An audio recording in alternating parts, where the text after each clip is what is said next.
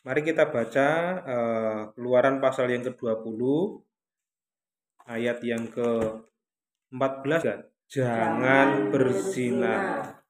Orang yang berzina itu dia sedang tidak menghargai berkat karunia pernikahan.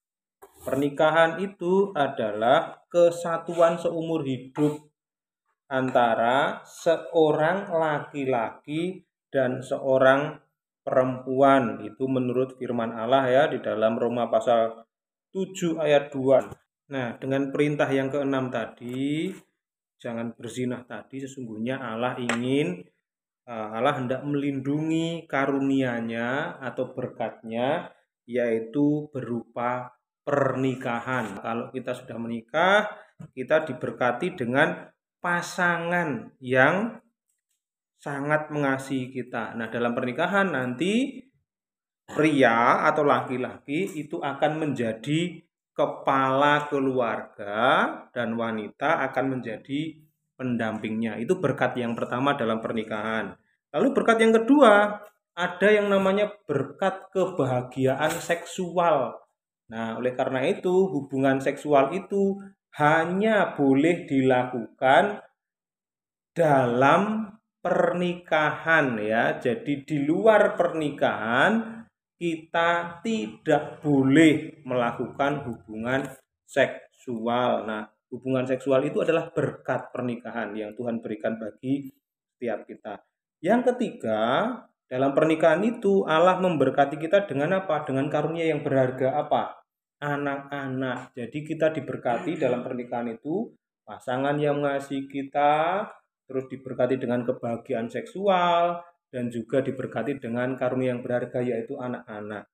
Nah, sayangnya ada banyak orang yang sudah menikah itu tetapi berdosa terhadap kehendak Allah yang tadi dengan cara dia merusak kesatuan yang tadi sudah disatukan tadi. Seseorang yang sudah menikah tadi berbuat dosa dan meremehkan berkat pernikahan ketika dia melakukan apa? Melakukan hubungan seksual dengan orang yang bukan pasangan hidupnya. Nah, inilah yang disebut sebagai apa tadi?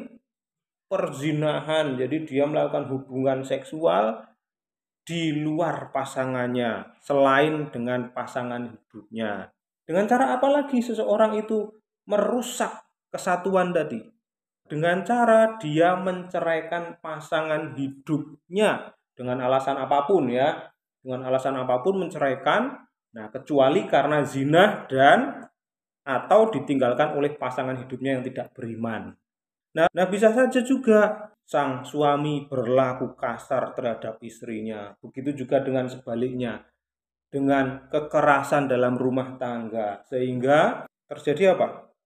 Kerusakan di dalam rumah tangga. Lalu bagaimana dengan orang yang belum menikah? Seorang yang belum menikah pun bisa jatuh dalam perzinahan, dalam dosa terkait dengan pernikahan ini kalau dia melakukan hubungan seksual sebelum menikah. Nah, sebelum menikah itu berarti apa? Sebelum diberkati, ya kan? Sekalipun sudah lamaran, itu juga sama saja dengan berzina, ya kan? Kalau sudah melamar, tunangan itu sama saja dengan berzina. Selama belum diberkati berarti seseorang itu belum memiliki hak, ya, hak untuk melakukan hubungan seksual. Nah, oleh karena itu, seorang yang belum menikah bisa berdosa perzinahan kalau dia melakukan hubungan seksual sebelum menikah. Nah, apakah hanya hubungan seksual saja masalah perzinahan itu tadi?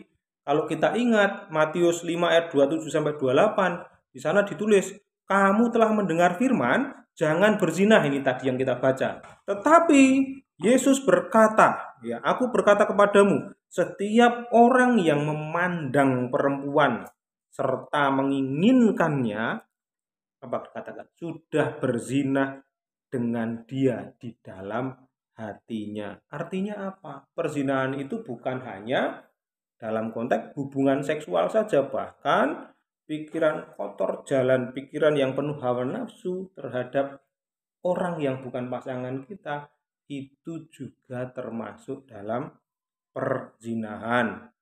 Apalagi homoseksual. Wih, homoseksual itu ngeri ya. Alkitab mengutuk perilaku homoseksual itu sebagai dosa. Kita ingat itu dalam 1 Korintus pasal 6 ayat 9 sampai 10 dan juga Roma 1 ayat 26 sampai 27. Itu ada peringatan keras bahwa Allah mengutuk perilaku homoseksual sebagai dosa. Oleh karena itu, melalui hukum ini Allah menghendaki kita untuk hidup kudus dan benar dalam apa? Dalam pikiran, dalam perkataan dan perbuatan. Termasuk pikiran, perkataan dan perbuatan, bukan hanya kaitannya dengan hubungan seksual. Nah, Allah juga menghendaki suami istri untuk saling mengasihi, menghormati, dan menghargai berkat pernikahan, yaitu sebagai kesatuan yang sudah diberkati oleh Tuhan. Nah, pertanyaannya, apakah kita benar-benar sudah hidup kudus, hidup benar dalam pikiran kita, dalam perkataan kita, dan perbuatan kita? Kita ditunjukkan dosa-dosa kita karena kita sesungguhnya tidak mampu menjaga kekudusan kita dalam pikiran, dalam perkataan kita, dan juga dalam tindakan kita. Kita disingkapkan, ini loh, ternyata mungkin kita nggak pernah berhubungan seksual dengan orang lain, ya, tetapi ternyata kita berzinah di dalam hati kita. Kita tidak menghargai pernikahan dengan menjaga keluarga kita, tidak mengasihi keluarga kita. Ya, karena itu hari ini kita diingatkan tentang dosa-dosa itu. Nah, tantangannya berat, apalagi zaman sekarang ya. Zaman sekarang hal-hal yang membuat kita tergoda untuk jatuh dalam perzinahan itu banyak sekali. Kita dimudahkan dengan akses apa? Akses internet, ya toh. Kemudian kita bisa dimudahkan untuk bertemu dengan orang lain. Kita bisa dimudahkan untuk berpikir dengan penuh hawa nafsu. Nah, ingat bahwa tidak ada orang sundal, orang cemar, atau orang serakah yang mendapat bagian di dalam kerajaan Kristus dan Allah. Itu dalam Efesus 5 ayat 5. Wah, ngeri toh. Berarti kita itu sesungguhnya tidak mendapatkan bagian di dalam kerajaan Allah. Karena kita sesungguhnya adalah orang-orang yang sudah berpikiran kotor di dalam hati kita. Nah, kabar baiknya apa? Bahwa Yesus menyelamatkan kita dari dosa terhadap hukum ini. Yesus tidak pernah berbuat dosa. Ia telah dicobai tetapi ia tidak berbuat dosa. Ibrani 4 ayat 15.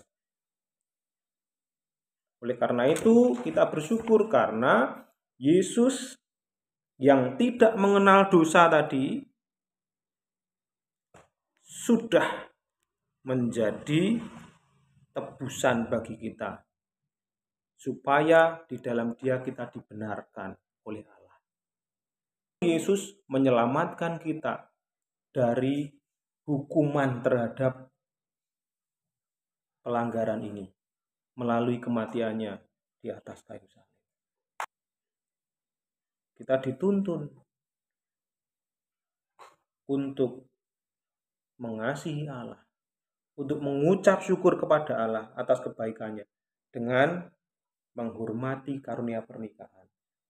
Bapak dan Mama sudah menikah, ya, diberkati dengan pasangan yang saling mengasihi, diberkati dengan anak-anak. Ini berkat yang luar biasa yang harus kita jaga, kita syukuri. Kalian belum menikah, dan akan menikah nanti. Ya, ingatlah firman Tuhan ini. Jaga kekudusan. Hati-hati dengan dosa perzinahan, karena kita itu akan rentan untuk jatuh, apalagi dengan teknologi. Biarlah kita bersyukur atas berkat pernikahan yang sudah Tuhan berikan buat